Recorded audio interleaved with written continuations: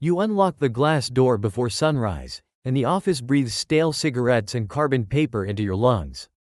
Trade tickets carpet the desks. Pink message slips curl at the edges. The phones should be ringing. They aren't. Every silent line feels like a verdict. This is your life, level by level, inside a collapsing hedge fund. Act 1: The quiet office after the phones stop. The first rule: nothing is real until it prints. The lights buzz on in strips, harsh and uneven. You step around yesterday's Wall Street Journal, folded open to the quotes like someone meant to come back. The blotter sits where it always sits. The head trader's chair is empty, turned slightly away, as if it refused the room. You lift the receiver. No dial tone. You try the good extension numbers, direct lines you never write down. Dead. The operator downstairs says the switchboard is having trouble. Trouble has a shape, and it's this silence. You tell yourself the partners are traveling. You tell yourself counsel is in court. You tell yourself the phones are just down.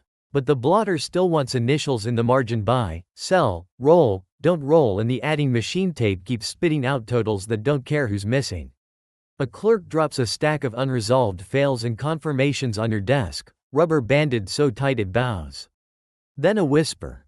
A broker is asking who's authorized to speak for the fund.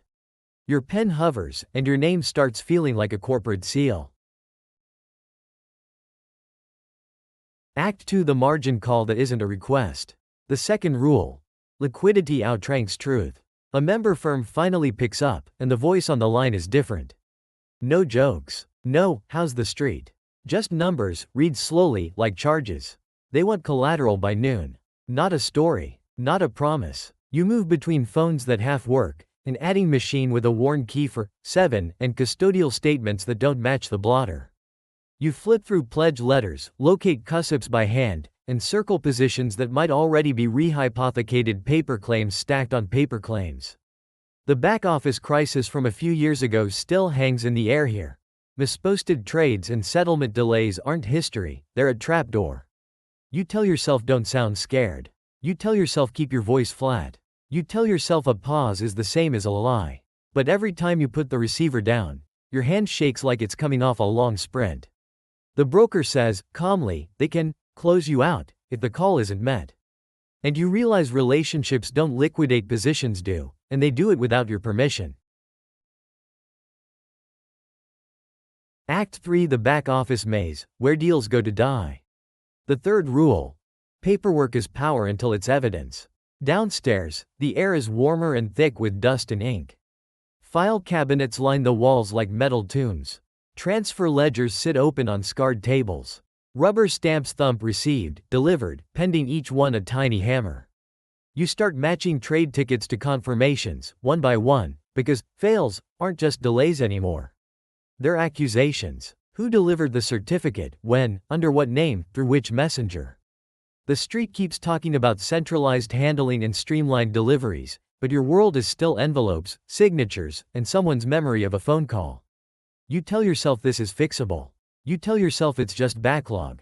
You tell yourself every fund looks messy up close. Then a junior ops person admits, quietly, that during an old crunch a batch of records was cleaned up, removed, destroyed, made to disappear so the counts would balance. You find a discrepancy that's too clean to be an accident, and too ugly to be a mistake. Paper was supposed to prove you existed. Now it's proving you don't. You've kept the phones alive. You've kept the numbers moving. You've kept the paper from swallowing you barely. The next call isn't to a broker. It's to someone who can erase you faster than a market ever could. Act 4: The call you're not supposed to make. You become the voice that decides what gets remembered and what gets buried. The number sits on a yellow legal pad in pencil, written light so it can be erased. You close your office door. You tug the corded phone to the edge of the desk like it might hear you thinking. When the receptionist buzzes, you don't answer. The line clicks. A man says the firm name wrong on purpose like a test. You give your last name only. You hear him leafing through something, a file folder or a ledger, paper against paper. He asks for the size of the debit. He asks which clearing firm. He asks, flatly, whether any customer funds are commingled. Every question is a hook you can't see. You tell yourself this is counsel. You tell yourself this is protection. You tell yourself you're buying time. But he doesn't offer advice. He offers instructions. Stop initiating trades, preserve records, identify who can sign, prepare a list of counterparties and all open fails. Then he says, almost kindly, do not discuss this on open lines. You hang up and stare at the handset like it's a witness you just swore in, and you realize the call wasn't help, it was the start of the file.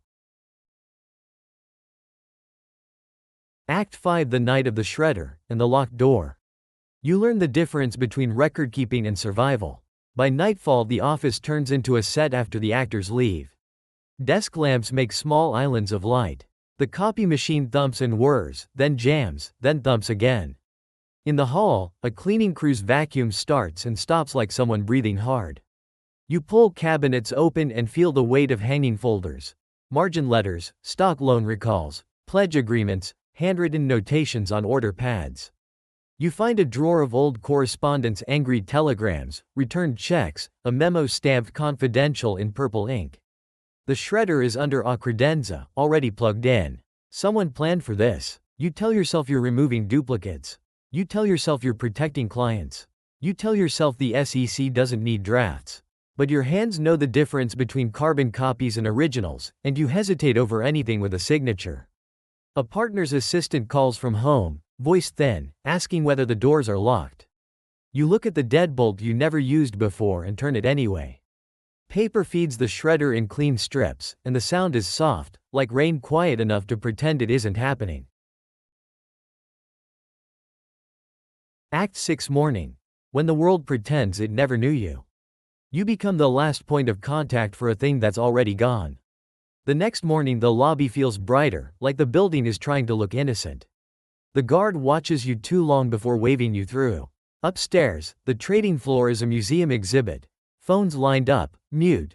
Quote sheets curled. Coffee gone cold in a mug with the fund's logo. The first call that comes through isn't a broker. It's the clearing firm's operations desk, asking where to send the closeout notices. They want a fax number, a contact name, a mailing address for the estate. Another call follows. An exchange clerk confirming a buy-in, reading shares and settlement date like a weather report. You open the blotter and the ink looks wrong, as if it belongs to someone else. You tell yourself you'll explain it. You tell yourself you'll reconcile it. You tell yourself you'll be thanked for staying. But the only thing anyone wants now is a chain of custody. Who knew what, when, and which drawer it lived in. By noon, your signature stops being authority and starts being a timestamp, and you understand you weren't running a fund, you were sealing a box. You keep answering because silence would be an admission you can't control. You keep sorting because order is the only language left. You keep your name steady on the page because ink outlives memory. In the end, there's no bell, no last trade, no clean ending, just folders, keys, and numbers that migrate to other desks. The fund disappears the way smoke does. Not with impact, but with absence.